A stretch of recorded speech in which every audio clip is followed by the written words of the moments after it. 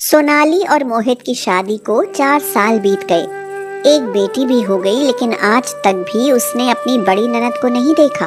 घर परिवार में अक्सर उनकी रईसी और ठाट बाट की बातें होती रहती थी, मगर वो अपने इकलौते छोटे भाई की बीवी सोनाली की मुंह दिखाई करने भी नहीं आई। सोनाली बड़ी अच्छी है हमारी दीदी।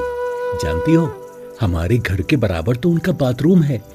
दर्जनों भर नौकर काम करते हैं उनके यहाँ, और खाने में तो ना जाने कितनी तरह का भोजन बनता है। तारीफ करने से क्या होता है? ना तो वो कभी हमारे घर आई और ना ही कभी तुम मुझे वहाँ लेकर गए। फिर मैं क्या जानूं?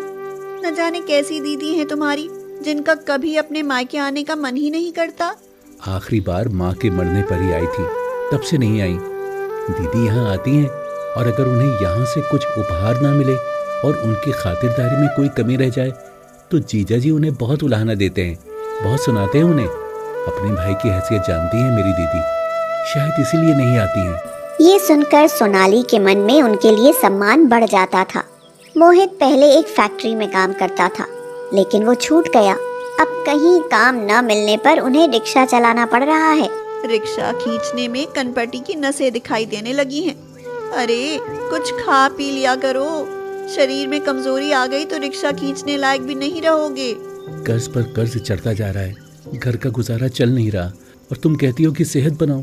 ऐसा कैसे हो पाएगा? एक बात बोलूं, जब दीदी इतनी अमीर हैं तो आप उनके पास क्यों नहीं चले जाते? वो कुछ ना कुछ मदद जरूर करेंगी। अगर मदद मांगने गया तो जीजा जी दीदी को अच्छा बुरा सुनाएंगे। हम लोग गरीब हैं, शायद इसलिए वो ना तो खुद आते हैं और ना ही दीदी को आने देते हैं। कुछ दिनों बाद कुछ पैसों का इंतजाम हुआ या नहीं? घर का पंखा खराब हो गया है। पैसे मिल जाते तो पंखा ठीक हो जाता। गर्मी के मारे जान हलक में आने लगती है। नहीं सोनाली, कुछ नहीं मिलता। रही बात पंखे की, तो हवा खाए बिना रह सकते हैं, लेकिन रोटी के बिना नहीं। इसलिए अभी पंखे का ख्याल छोड़ दो। ये देखो, चप्पल भी घिस गई हैं रिक्शे का पेडल घुमाते घुमाते। अभी नई चप्पल भी नहीं खरीद पाया हूँ। सोनाली मोहित की घिसी हुई चप्पल देखकर उदास हो गई और फिर से काम में लग गई। तभी बाहर से मुन्नी काकी हांफती हुई आई और बोली, मोहित, मोहित, कमला आ रही है। वो स्टेशन से तेरे काका ने फोन करके बताया है, बस 1 आध घंटे में पहुंच ही जाएगी। ये सुनते ही उन दोनों के पैरों से जमीन खिसक गई। अब क्या करें, कैसे करें? मन के अंदर अफरा तफरी मच गई। सोनाली ने जल्दी जल्दी सारा कमरा समेटा, पलंग पर नई चादर बिछाई। मोहित मुन्नी काका का पंखा मांग लाया। जल्दी से सोनाली ने नई साड़ी पहन ली। मोहित ने भी जल्दी से नए कपड़े पहन लिए, लेकिन चप्पल तो घिसी हुई थी। उन्हें उसने बक्से के नीचे छिपा दिया और जूते पहन लिए। सब कुछ तैयार हो गया सोनाली, लेकिन उनकी दावत पाने का इंतजाम कहाँ से करूं?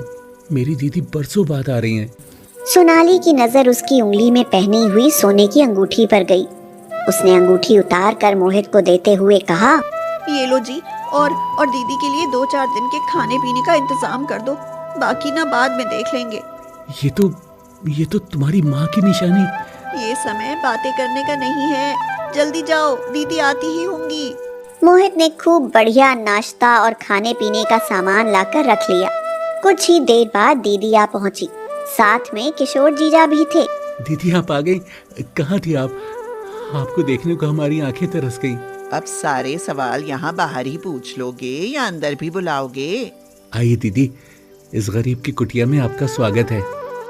सोनाली जल्दी से ठंडा पानी लेकर आई और उन दोनों के पैर छुए। कमला ने कहा, मोहित, तुम्हारी बीवी तो बहुत संस्कारी है। सच बड़ा किस्मत वाला है, वरना आजकल ऐसी लड़कियां कहाँ मिलती हैं। दीदी ये आपकी बहुत तारीफ करते थे और आपको बहुत याद भी करते थे। आपसे मिलने का बहुत मन करता था, लेकिन आज ये सौभाग्य मिला।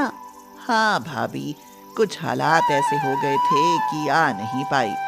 तुम्हारे जीजाजी को समय ही नहीं मिल पाता, फिर मैं अकेले इतनी दूर कैसे आती। अब रिटायर हो गए हैं तो सोचा कि तुम लोगों से मिल लें। बहुत अच्छा किया जो आप आई, वरना इतनी अच्छी ननद से मैं कैसे मिल पाती।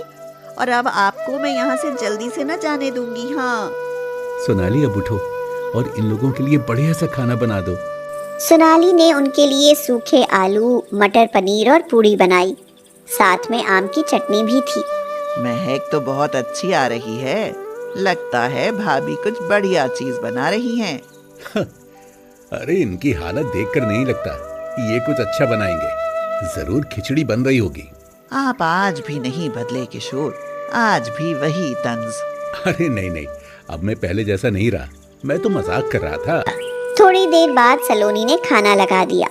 खाने के बाद उनकी ढेर सारी बातें हुई। सोनाली ने उनके दिल में बहुत खास जगह बना ली। अगले दिन सोनाली ने उनके लिए नाश्ते में चाय के साथ पकौड़े बना दिए और रात में जर्दा बिरयानी। कमला, जैसी खातिरदारी हमारी अब हो रही है, अब से पहले ऐसी कभी नहीं हुई। अब से पहले सोनाली जैसी समझदार बहू भी तो घर में नहीं थी।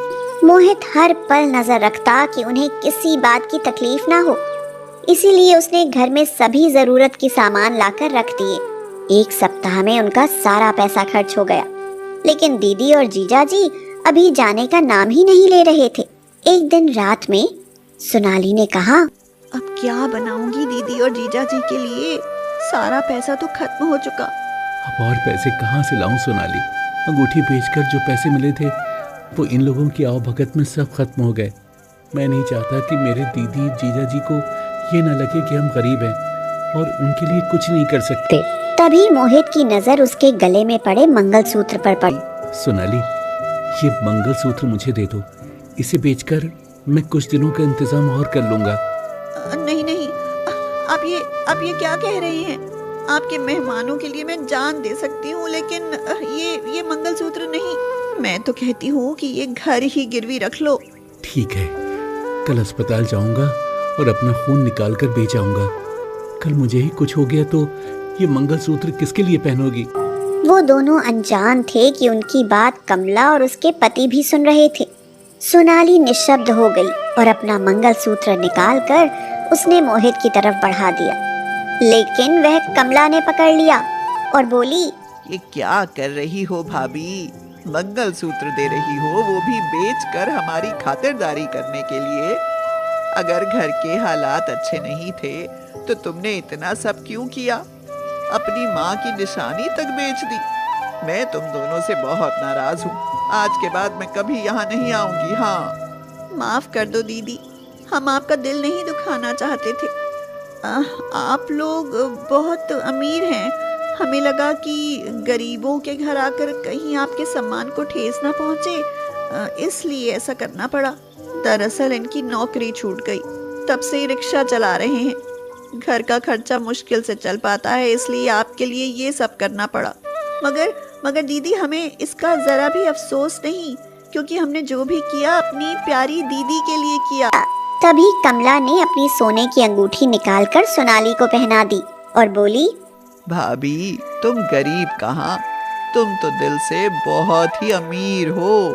किशोर ने मोहित के घर में राशन भर दिया और उसका काम अच्छी जगह लगवा दिया, जहाँ से उसे अच्छी सैलरी मिलने लगी। अब सोनाली और मोहित बहुत खुश थे। गरीब के घर आए अमीर मेहमानों ने उन्हें बहुत सारी खुशियाँ जो दे दी।